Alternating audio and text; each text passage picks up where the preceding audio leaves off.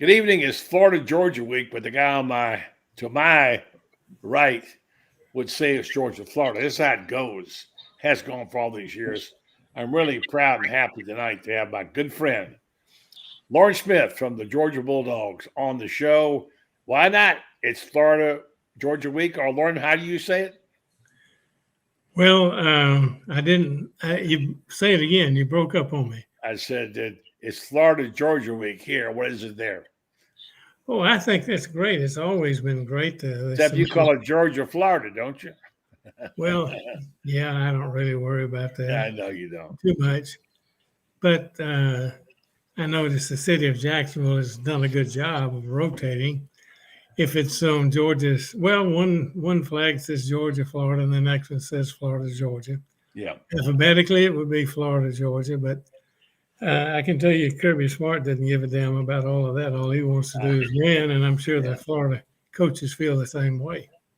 Billy Gonzalez is his name. He's the interim coach. We'll talk about him in a minute. But what I'm going to do now is I'm going to go in. I'm going to play my introduction song, and I'm going to come back and have the pleasure of having one of the most distinguished people in sports. He's not just a football guy, by the way. You may see him anywhere, and I have all over the world, whether it's the British Open, whether it's the Masters, whether it's Smith and Walensky's sitting in downtown New York when I ran into him one night. He's everybody's buddy. He's my buddy. He's Lauren Meadows. Stand by. Lauren coming on with us, and Ben Troop after this. Yes, it's time again for Buddy Martin. Call him up and tell him what you're thinking. But be kind because he's doing the best he can. Better, stronger, faster. Mama says that alligators are ornery because they got all them teeth but no toothbrush. Hey, what if the voice calls while you're gone? Take a message. Bye. You ready, champ? I'm ready for this my whole life. I'm incapable of small talk. But that's why you love me, right? Kind of intimidating to be in the presence of so many great athletes.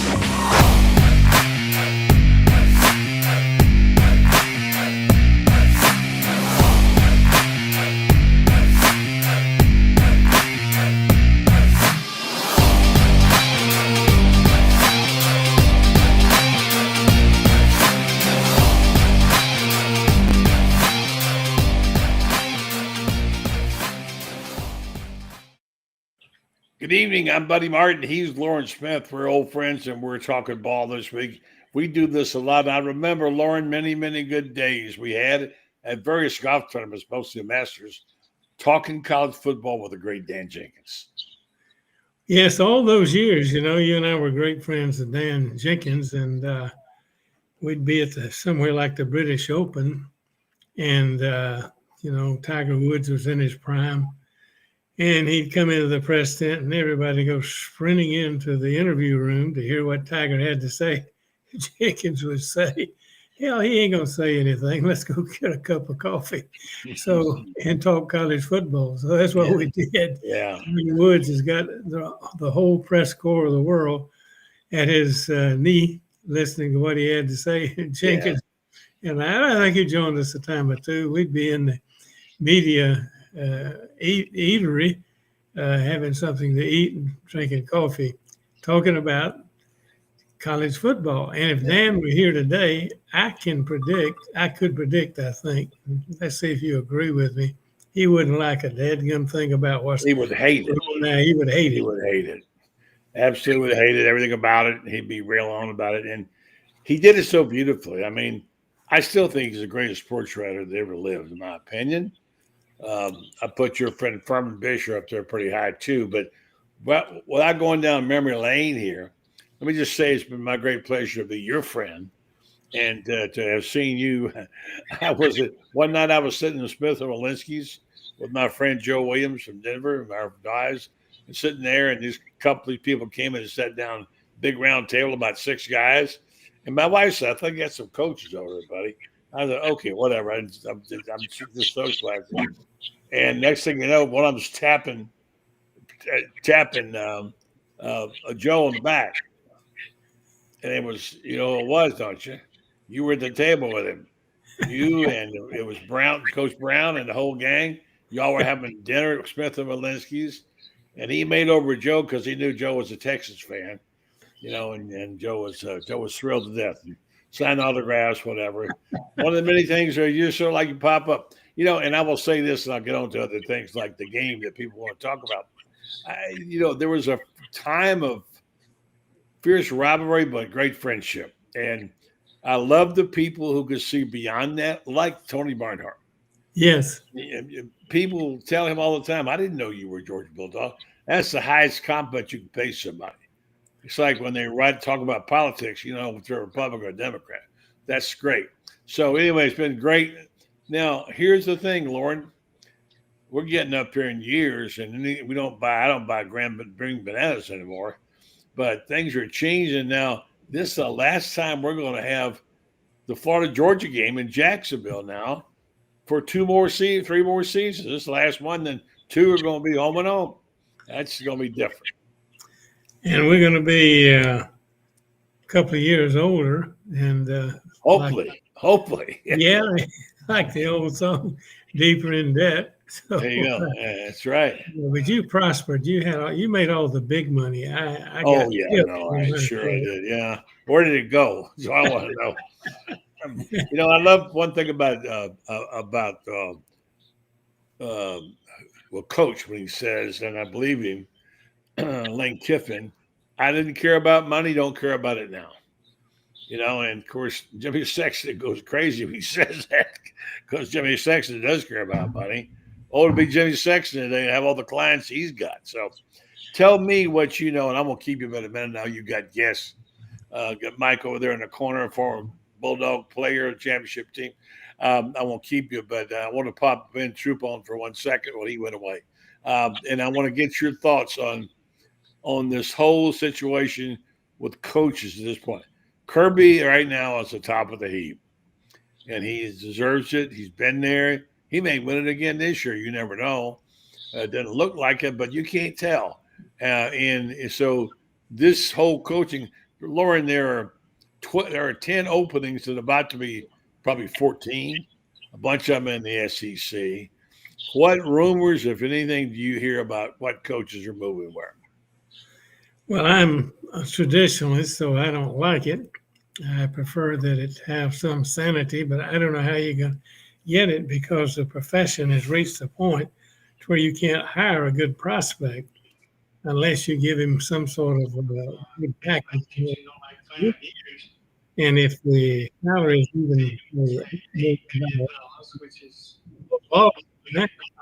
with the way the top coaches are being paid, yeah, you have a situation where it's just going to cost the university at some point.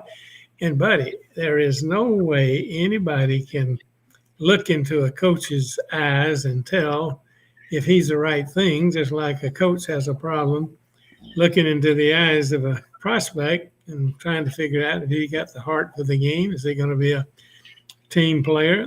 You just, it's like a beauty review, beauty's in the eye of the beholder, they say. So it's just a sad thing because I look at it this way. I'm a traditionalist. I don't like what's going on because I like for there to be law and order, peace and order, just my personal sentiment.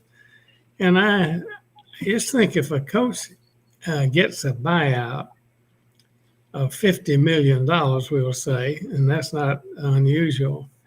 Think of what $50 million would do to the top professors on campus who might find a cure for campus or do something good for the world. Mm-hmm. So I think universities are commissioned for, based on tradition, to doing some good in the academic world, and this is getting all skewed and just totally out of sync. So I hate it because I don't think it's the best thing for us and the best thing for society. And coaches in the old days didn't really have money on their mind. They didn't coach for the money. But I hear everybody say now, ex-coaches, particularly coaches' wives, just want my husband to get a job in coaching, get a 5-year contract. Get fired. And get fired the next day would suit me. Well, that's said in jest, but there's something to be said about what does a university get out of all of this? It used to be that, and I think if it were fair today, buddy, you could get a coach to work for $500,000 and he'd be super happy if it were like it were in the old days. And the old days for us was just 20 years ago, 10 years ago even. Yeah, I mean, I think back about, when Spurrier got the $1 million contract to go to Washington and later said he'd never take a job for money ever. And I think about, how salaries have escalated. I know Vince probably made $50,000 when he first started out, if that, in Georgia.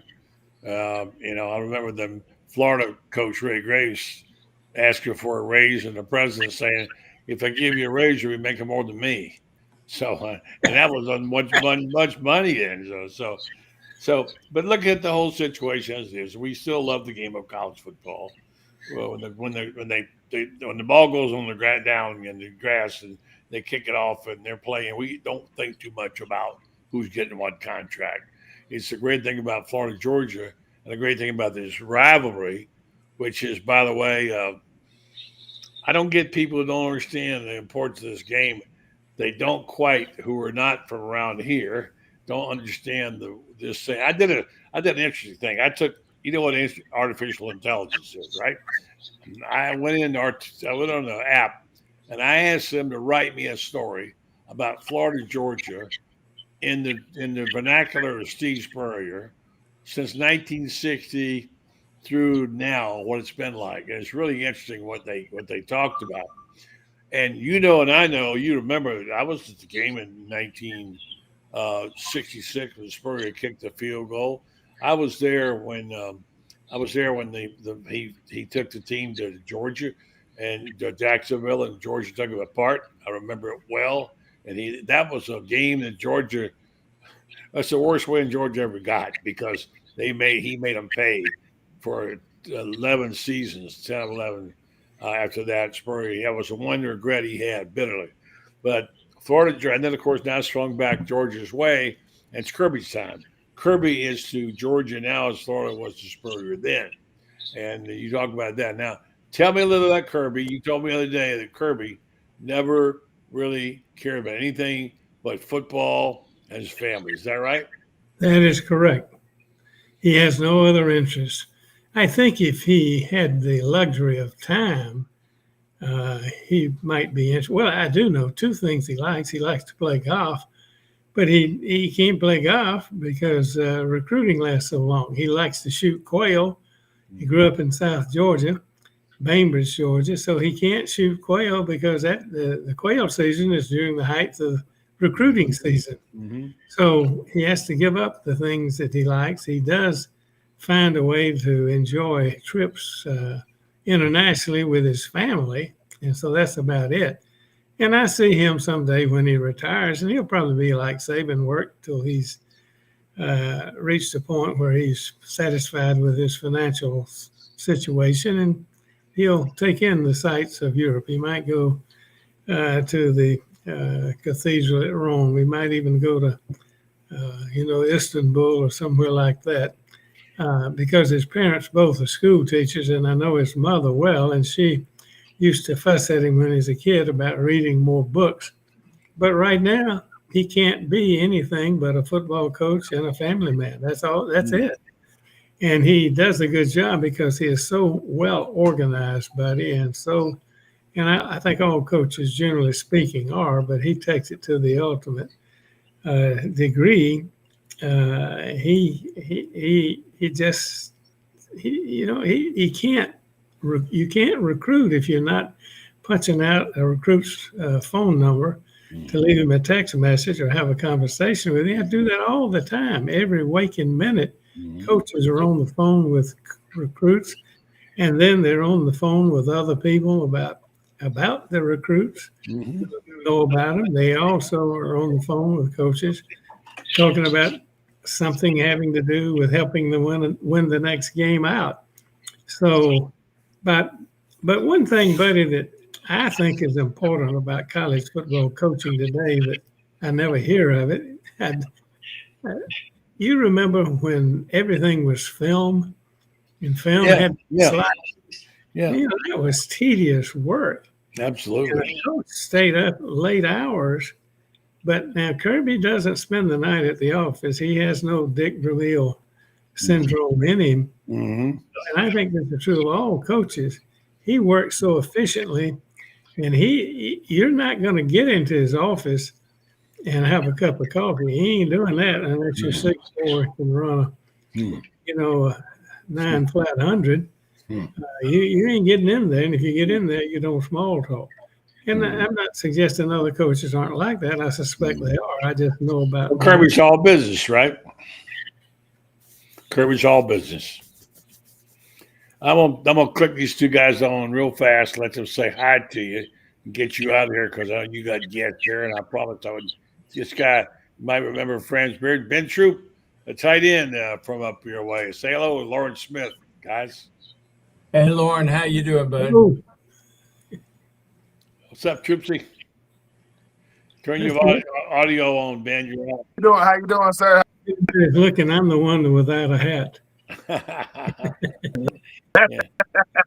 Well, I just want to say this is the last game in Jacksonville for 3 more years. I personally am going to miss it being in Jacksonville. There's something about it that's special, and it's always great to have guys like Lauren and also Tony Barnhart, whatever they own, and to celebrate the great game of college football. Guys, you got one question, but Lauren, he's got to go. All right, now here's my question: Who you take? I figure you're taking Georgia, but by how The much? audio is not working. But You got it? No, I didn't get the question. I can't hear him. Okay, well, he says I'll start to ask it for him. He says, I figured taking Georgia. And what did you say, Franz? Go ahead. and by how much? By how much by Georgia? How much you pick Georgia by? Lauren? Me? Yeah, you. Yeah. You want me to pick? How much you pick Georgia by? I've never been good at picking anything but chicken. I grew up on a farm. So, I don't know. You work with a team as you do Florida. You naturally have sentiment for your own team, your closest team. I think it'll be close because one thing we know, Florida has really good players.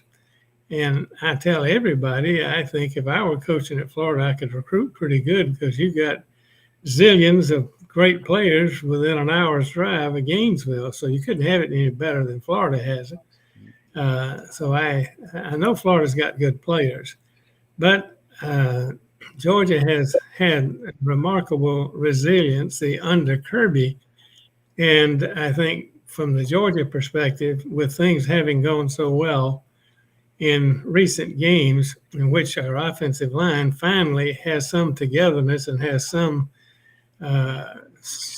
ability to play as a unit. You know, offensive linemen will tell you the little nuances in the game that they learn to communicate with each other. They have a feel. And it was musical chairs for the first 4 weeks at Georgia to the extent they didn't have an opportunity to develop that continuity. But somehow or other, the discipline Kirby has worked well against Tennessee, Ole Miss, and Auburn. We did not have a single offsides or motion penalty. So I think Georgia has an ability right now, based on where we are, to develop consistency in moving the football on offense. The defense is not as good as it has been, so it could be a high-scoring game.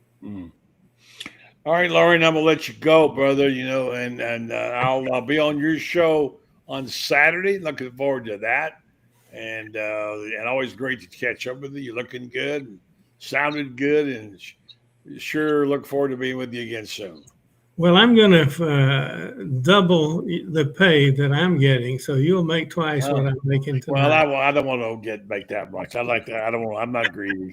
Just give me my regular pay, okay? All right, thank you, buddy. Thank And you, Lauren. I'll tell you about my friends. You know Mike, but his daddy, Vernon Brinson, is a great baseball player at Georgia. So Okay, sure, yeah. There's Ben real fast. You got a question for Lauren? Ben? I do. What makes Florida Georgia different? Like, I was blessed to play. What makes it different? Ben, of course, is in the Hall of Fame, Florida Georgia Hall of Fame. A great tight end. He played 5 years in the NFL. He said, Yeah. What makes Florida Georgia different? I'm sorry. What makes Florida Georgia different? He said. Oh, the game? Yeah. Well, I think it's the rivalry is the basic, but if you just got all of the attention and you usually have good weather. I can't ever remember but one rain out, one or two. I can remember one, especially one of the rain in '68. Yes. France and I remember it quite well. France sat in it as a college kid. And then, a lot of people don't want to talk about it, but our friend Bill Castells came up with that line, "World's greatest outdoor cocktail party." It's been that, and I think that has something to do with it. Still going to be around here. We still call it that. Yeah, I think that the atmosphere is really good. And the television people loved it before television got to be what it is today. Yeah. And I think some of that had to do with you didn't play that many games on TV. In fact, it didn't really get to get the annual commitment out of the networks until the early 80s. Yeah. Georgia won the national championship in 1980, and the first time we were on television was playing South Carolina the week before we played Florida. So television on an annual basis didn't start right away. But it's come to be something that's important to the financial coffers of both schools, to the extent that I know our folks say you make more money playing in Jacksonville than you would if you went home and home. So that'll give you an idea of how much the financial impact is there, and it's very important to the two schools now more than ever. Final question: tell us what you think the Bulldog fans think of Steve Spurrier now. Well, nobody's going to invite him to dinner. Well, he didn't. Buddy, I want to know, you're close to the scene. You're close to the heartbeat. Is Lane Kiffin the guy Florida wants? Well, that's my understanding, but I don't know that because no one's talking. I would say the fans certainly he's a favorite around here. Speaking of which, real quick, let's talk about the antics of the governor of Louisiana today. What an ass he made out of himself, and now he's probably ruined it to get the coach they want. I don't think Lane could go to that LSU now, and you don't want to go to a place where the governor's getting involved in the deadgum situation, So I think that he may have cost them Lane Kiffin. What do you guys think? I don't really know what of these guys, your guests, other guests say. Y'all have the best opinion. You got an ear to the ground. All right, let them respond. I don't know if you can hear or not, then we'll let you go. Frank, go ahead, France. I think that the governor of Louisiana is Scott Woodward. Scott, the one thing I know about Scott is Scott has an ego that could apply for statehood, and I think the governor got in it with him, and it goes back and forth, and so then the governor in response, let his alligator mouth bite off more than his hummingbird ass could handle. And I don't think Lauren can hear anything you're saying, so I'm gonna cut it short there. And I didn't hear him, buddy. Yeah, so they can't hear you there without in. But anyway, so all right, so I'm gonna begin here being any. All right, I'm gonna let you go, Lauren, because it's been. But you did get on tonight. You made it on. You clicked the link, and here you are. It's great to be with you. And I'll talk to you on your show Saturday. All right. All right. Thanks, buddy, and thanks for your guest. Enjoy the evening. Thank you very much, Lauren. The great Lauren Smith. What you got, Lauren? All right. What you got, Lauren? Yeah. So guys, thanks for bearing with me on that. That was a reach for him to get on the online like that. That was his first time clicking on a link and being on live on the streaming show. How you doing, guys? Well, it's a breaking news kind of night because Chuck Girolamo, who was just named the interim coach at Florida. Yeah, baseball. He is now the head coach at Tennessee. Oh, are you kidding me? No, I am not. He didn't even get a chance to play his first game, and he's the head coach at Tennessee. He is the new head coach at Tennessee. So Florida baseball is in a real jam. Oh my gosh! And now we already know that Scott Strickland has you talk about the weight of the world on his shoulders, because it's pretty much with the boosters that he's kind of got a mandate to make a Godfather offer and come home with Lane Kiffin or else. Now, on top of that, he's got to get a baseball coach in here, because everything I'm hearing about Kevin O'Sullivan, I mean, I realize he's taking a leave of absence. What if he might come back? Well, we better hope he comes back now, because if he doesn't come back, Florida is in deepest and darkest. I think it's going to piss him off enough even more to come back. This would be a total unraveling. Oh my gosh. of the program. My hope is that Scott would reach out.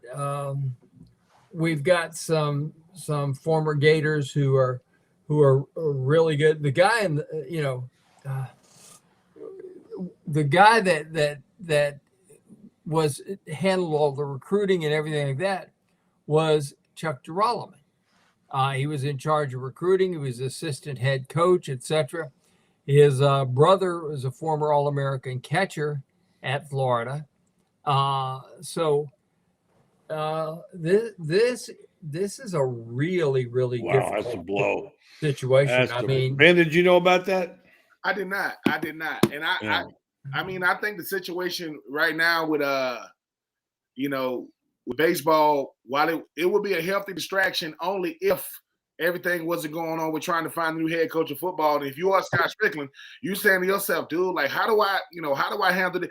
I mean, pulling our coach to go over to Tennessee, I mean, I don't know how that goes as far as, like, you got to take these opportunities, I guess, when they present themselves. But that's why I'm always saying that college athletics is the most intriguing sports league there is. There's always something going on. I mean, football obviously is king, but at a place like Florida, everything matters. Every team we have, and even I didn't even get a chance to weigh in on the freaking situation in LSU.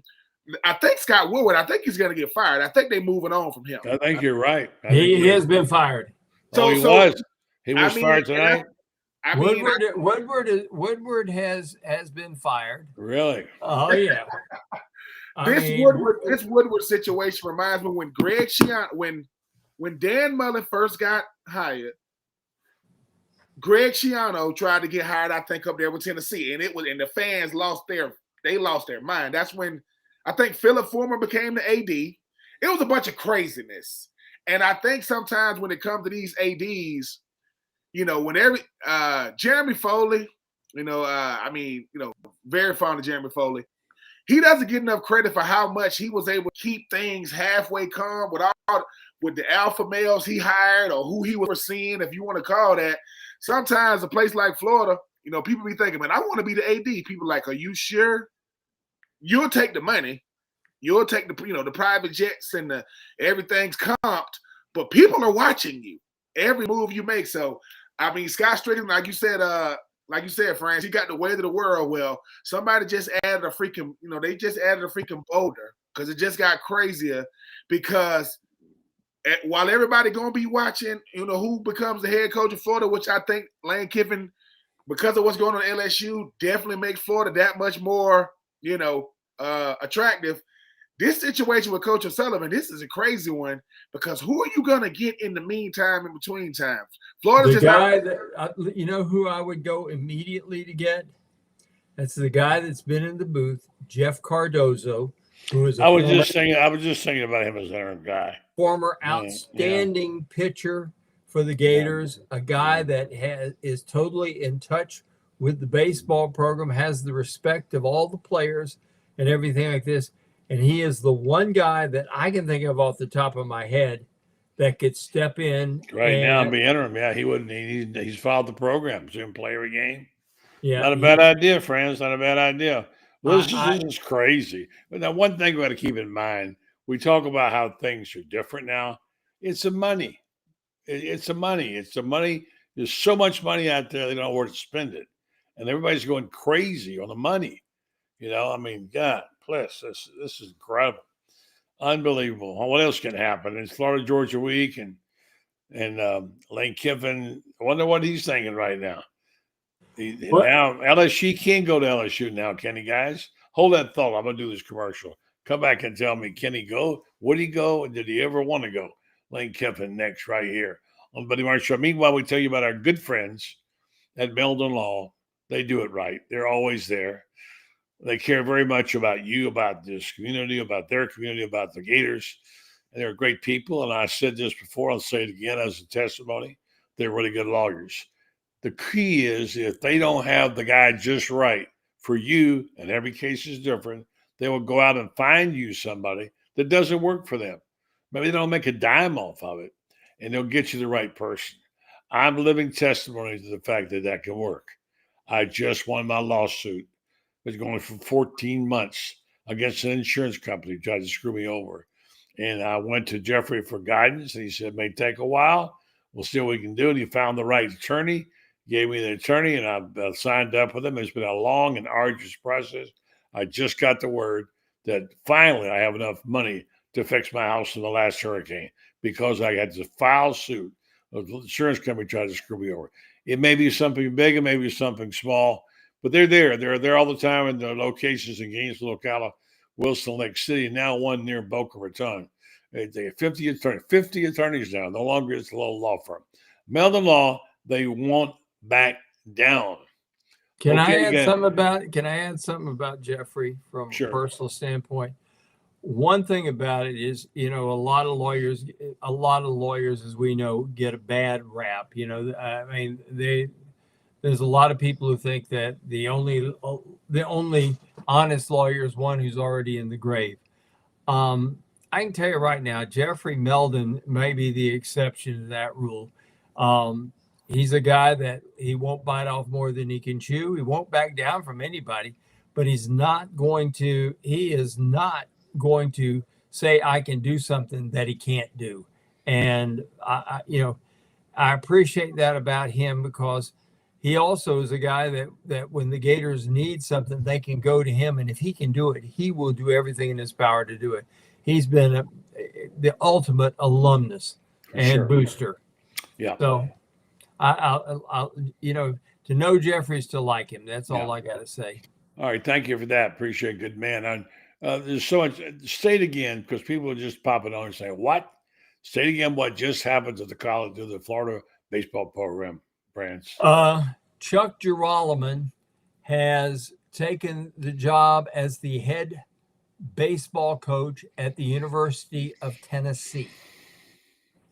That is a huge loss. He has been the Florida's recruiting coordinator. He's been the guy that coaches third base. He's a former catcher himself who's like Sully, knows pitching and everything like this. This is a major blow because you got Sully now taking a leave of absence. And I've had some of Sully's friends tell me they don't think he will ever come back. They think that he may just go ahead and retire right now.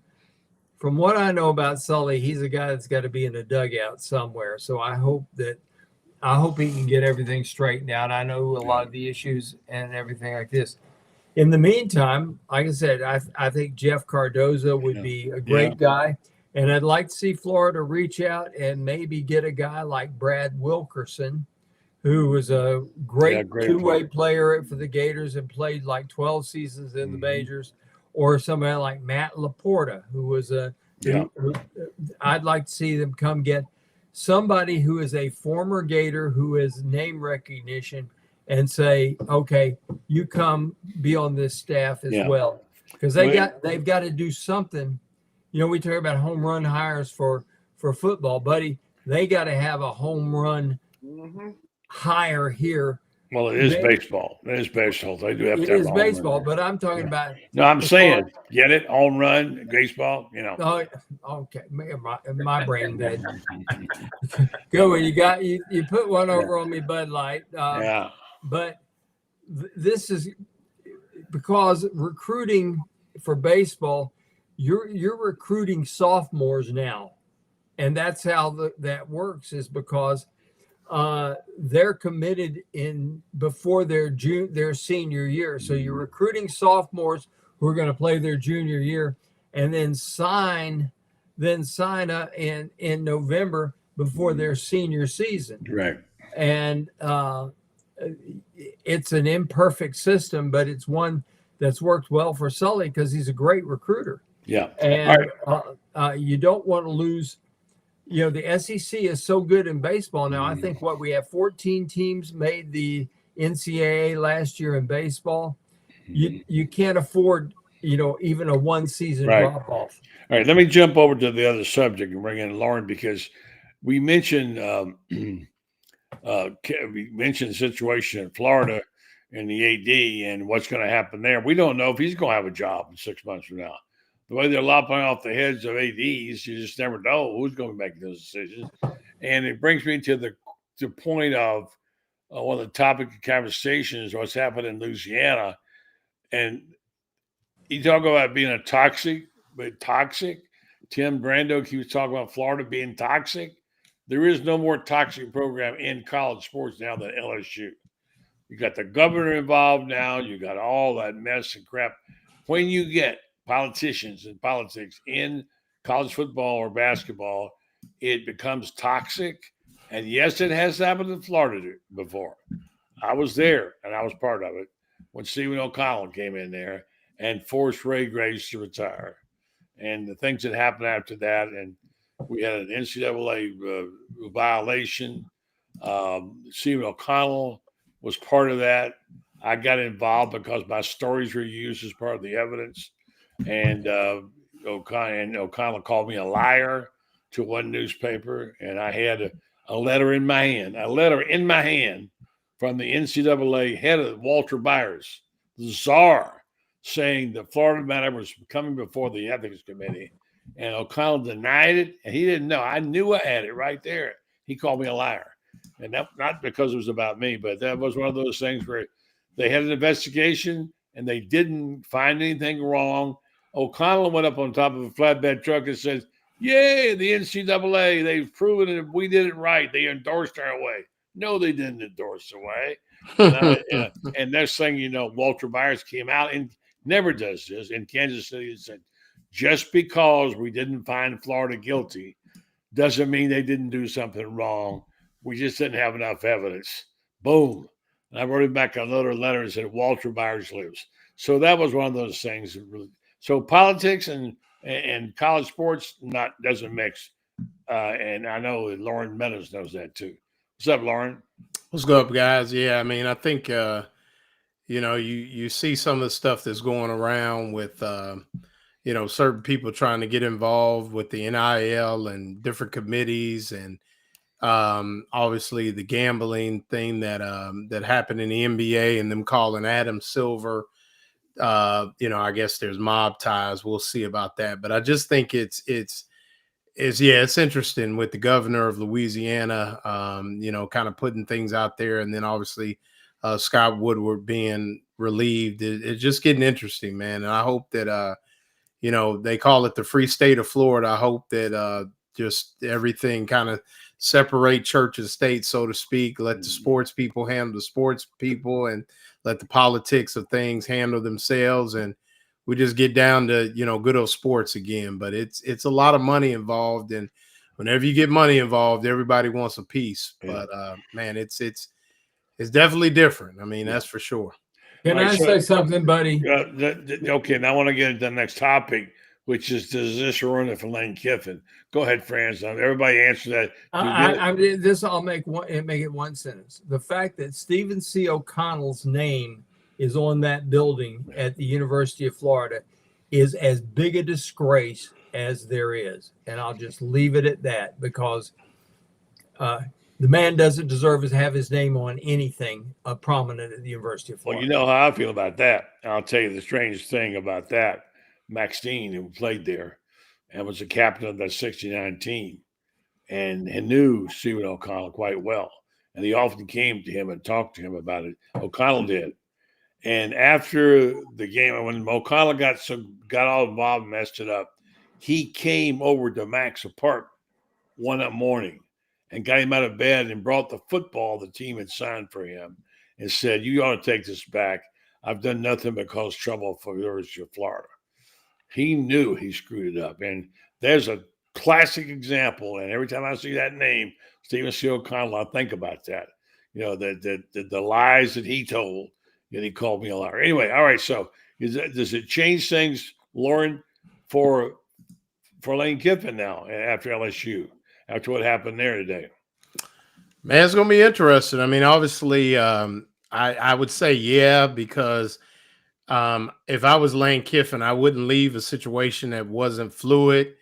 And I also would not get involved with a situation, like we said, where the governor is now chiming in on my job. I mean, I guess he can chime in. I don't know if I assume he's an LSU grad, so he can chime in, but where it's starting to be, you know, making the decisions and that kind of thing, I think it would put basically two schools in play. And I think the four of us are in agreement, and we're in agreement that it's either Ole Miss or Florida. I think even with LSU being where it was, but obviously now, you know, with changing AD, with an AD that looked to make splash hires, now, you know, you don't know what's going to happen, but I definitely would not venture down to Baton Rouge if I was Lane.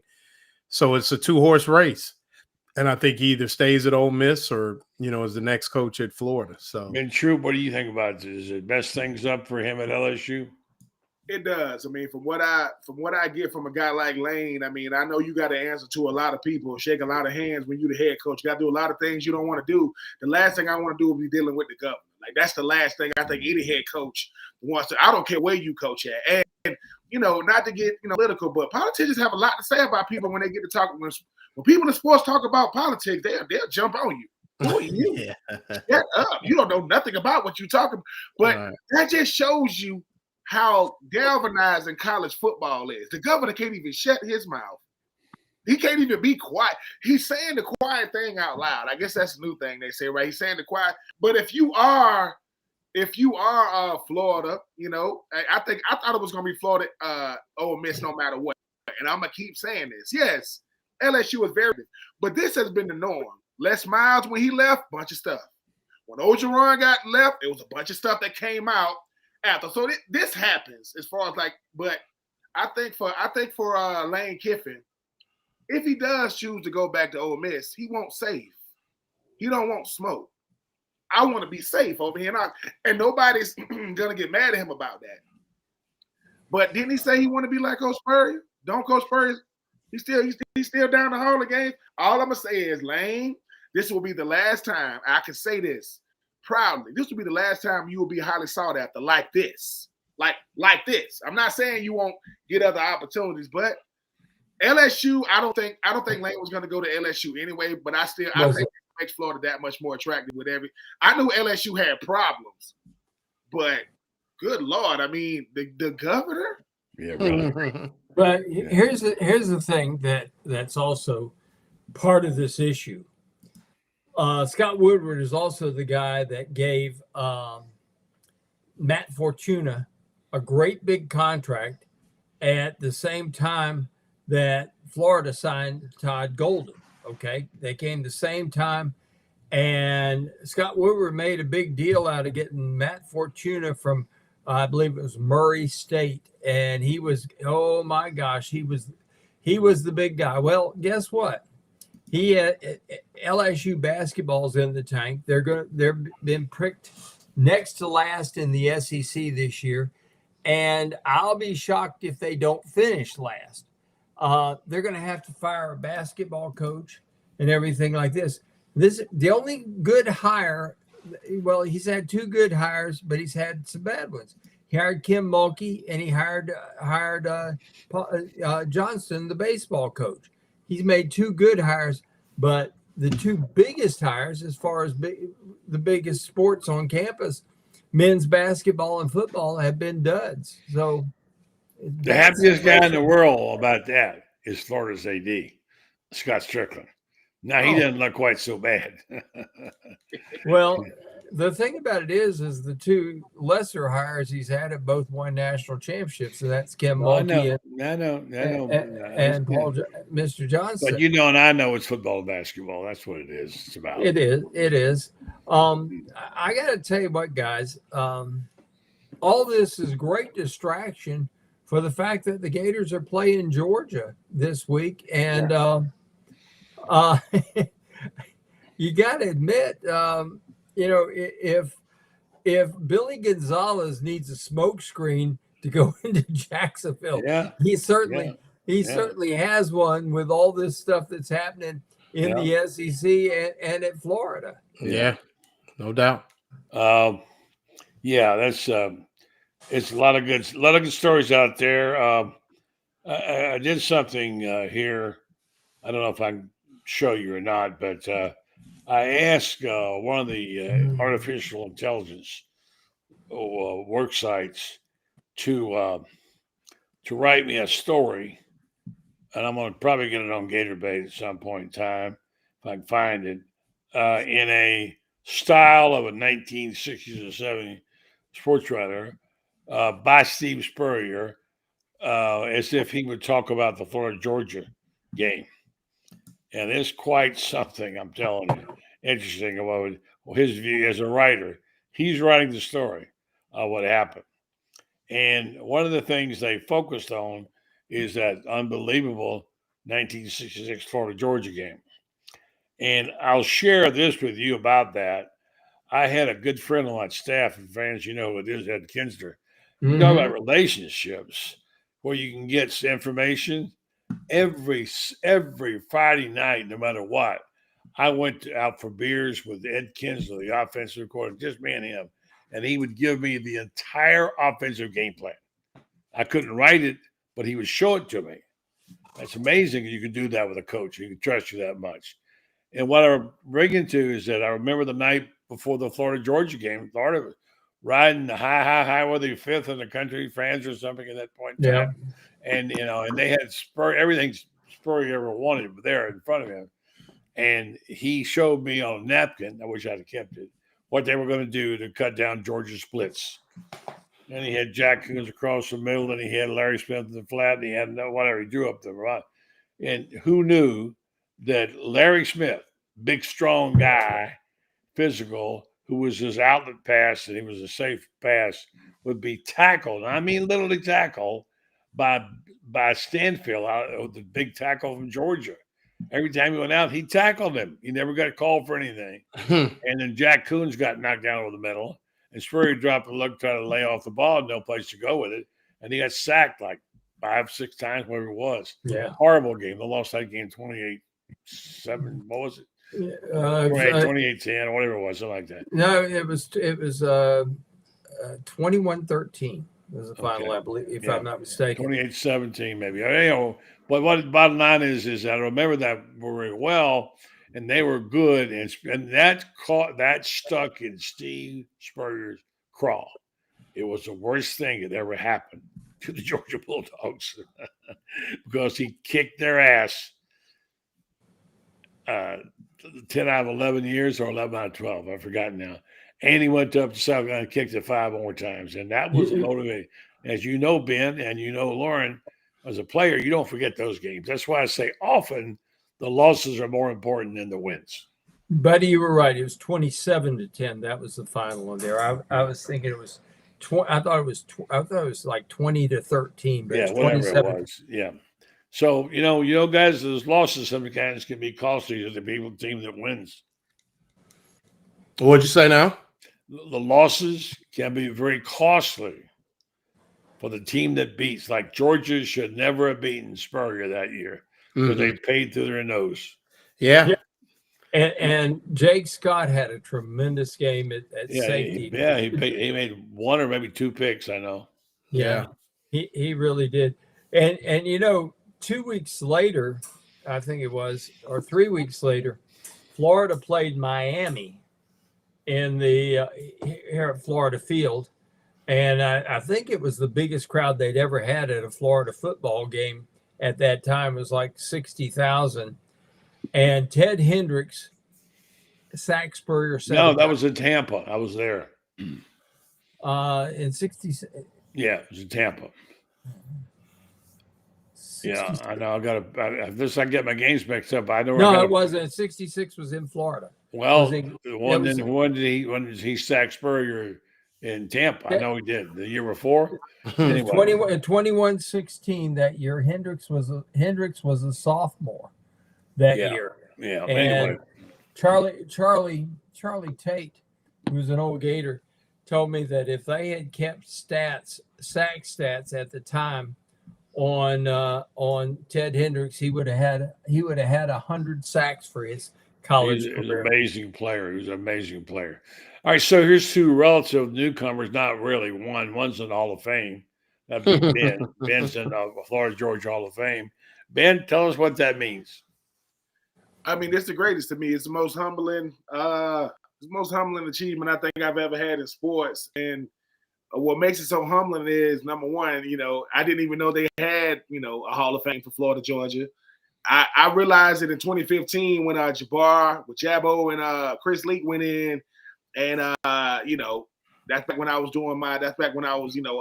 It was Twitter then, just stalking the Florida Georgia committee, just letting them know, hey man, I would love to get nominated, something like that. Just let them know, because like I said, I didn't even know. And the very next year to get inducted in, it was like bittersweet for me, because number one, I thought my former teammates had a prank me. I'm like, God, they got me this time. These jokers, they done dug deep for this one. But it don't get no better than me, because I'm a Georgia boy. I know, that's really something special. Yeah, it is. And what made the Florida Georgia induction great, the great era, was Vern Lundquist. I mean, he came in with us, and my mother, who is a just crazy football fan.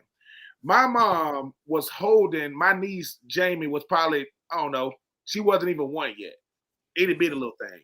My mama about threw her grandbaby to my daddy when she saw Vern. Like when she saw him, she was like, "Oh shit!" I mean, thank God my daddy can catch. You know what I'm saying? and then there go Mike Spiegler. I'm sitting right beside Jeremy Foley. I mean, and let me say this. In my speech, I was not gonna cry, but then Jeff Chandler goes up there, man. Jeff went right before me, and I told Jeff, "Hey man, keep it together now." He's like, "Oh, I got you." Man, Jeff get up there, man, and cry. And when he sit down, I'm just looking at him like, I ought to slap. But I will say this: I hope my teammates know how much I appreciate them, because I think I give the credit to them. You know what I'm saying? I'm a country boy from Swainsboro, GA, man. I just wanted to go to college. Coach Burry come to my career in Augusta. I'm like, "What's up, Coach?" Coach thought my daddy was me. My daddy over there, he's like, "How you doing, Ben?" I'm like, "That's his dad." Oh. so for me, it's one of those things that lives on forever. You know what I'm saying? I get to tell my kids and grandkids one day, say, "Hey man, we did all right, man. We did all right when we came through Hayesville, man." It's because I don't take no credit for that stuff, man. When those type of things happen, I look at the guys around me. I said, dude, I had Mike Pearson over there. I ain't really blocking on the left side, but Mike kind of making me look good. Then I got Max on the other side, and then I got Rex throwing me the rock. If you can't catch a ball from Rex Grossman, you ain't got hands. That's the best way to describe it. I go from that to Chris. I remember the jump. Oh, do you remember who it was you leaped over? I do not, but I remember. But I will say this, friends. I wasn't looking to do that. I remember Coach Burry saying, "Keep your feet on the ground," and I remember like the whole right side of my body. I couldn't even feel it. I mean, the Florida It's Now, really, Lito really says you've been practicing that. I will tell. Listen, I appreciate. Lito says you practiced it. I appreciate my listen. Listen. When I see Lito, I said, "Boy, I appreciate the lies you be telling on me, man. I appreciate them, man. You know, good. I wasn't practicing it, but I will say this: there is the greatest Florida Georgia game ever was when I got my mom and dad tickets. Right, this is long playing days long gone. And one of my friends go, "Hey, Troop, man, is your dad in the stands? Is your dad at the game?" I'm like, "Yeah." He said, "Your dad tried to buy a whole section food. Your mama told me, sit down. I'm going to the concession. Who wants something?" My dad comes back with like 30 nachos, and so it's stuff like that. My dad said, "Man, I'm just here because my son got me free tickets." That's when we went Jumpman. So my daddy got the Jumpman before we went to Jumpman. So I said, "Daddy, you're not supposed to have that on." He said, "You gave it to me, and I'm a rocket right here in the end zone." So good stuff. You know what I remember so much is during the Spurrier years, with the exception of '97 when the team just went flat after Doug Johnson's deal with before the LSU game. You went into the Georgia game and you knew somehow, some way that Florida was going to win the game. Alex Brown, everybody talks about what he did against Tennessee. Alex Brown made a career out of Georgia. I mean, Alex Brown, who was the quarterback, Dudley Do-Right or whatever his name was, who beat the Gators in the '97 game. Alex spent the next 2 years just making that guy's life miserable. Okay, the final 2 minutes here, I'm going to give Lauren a chance real quick to talk about what it was like from up in Dayton watching the Florida Georgia game. Then we're going to say goodnight. Lauren, you saw it from up there. Yeah. I mean, it was must-see TV for me, and it was funny because we had a young man, Zebra Sanders, who's been on the show. He was looking at Georgia. He was looking at Florida State. He was looking at Florida. But his mom played basketball at Georgia, so for me being a coach and coaching this young man, that was always kind of we would bet back and forth. But as somebody who lived in the middle of Ohio State, Michigan, and observed that rivalry, this is just like that, man. It's the same hatred, and I'll even give Florida Georgia the nod, or the cocktail party, as I like to say, because it is that they partying. Yeah. People just come in for Florida, for Ohio State, Michigan, then everybody goes their way. But the party that precedes Florida, Georgia is nothing like it. And having been able to experience that now in full view, I mean, it's unbelievable. And the fact that, once they get the stadium done, it's going to stay in Jacksonville. I mean, I wasn't a big Kirby Smart guy, but I really didn't like him when he was trying to get it moved out of Jacksonville. So, the fact that it's going to stay in Jacksonville and be where it's supposed to be, I mean, that's what I grew up. You guys know me, I'm a purist. Yeah. And that's all right, now we got to go because we only want to get one pick. Lauren, real quick, Florida, Georgia, pick me a pick. Florida, score 31-27. Ben. Florida, 34-28. France. I'm going to pick Georgia in white knuckles finish. I'm going to go Georgia 31-28. I'm going to go. So, all right, guys, good job. Hope I'm wrong. Have a good weekend. The Blue Jays are going to win the World Series. Yeah. Well, you know what? Good for them. I'm glad they're playing good. I'm rooting for them. Yep. All right, guys, have a good one. Thanks for tear Toronto up. All right, guys. All right, folks, let me tell you about my friends at Titan MRI as we go out tonight. Titan MRI is one of our favorite sponsors, and Titan MRI and Imaging now has 3 locations to serve you. 2 in Gainesville with its Park Avenue location, now Millennium Center, and 1 in Lake City serving all the Columbia County and Valdosta, Georgia. Titan MRI and Imaging offers the same great customer service. They now accept insurance, or you can go through their convenient self-pay options. They offer MRIs, CAT scans, X-rays, ultrasounds, easy scheduling with lots of options, including evenings. If you can't go in the day, they'll make an appointment at night. Here's the key. The larger MRI machines for your patient comfort. No ERs, no hospitals. Coming to Ocala soon. Better serve Marion County and the surrounding areas. Titan MRI, it's your choice. Folks, thanks for listening. Thanks for watching. Hope you have a great time this weekend. It's going to be a fascinating deal to see this Gator team under Billy Gonzalez. And it's going to be interesting. And not only that, I think it's going to be a good game. And I think I am rooting for Billy Gonzalez.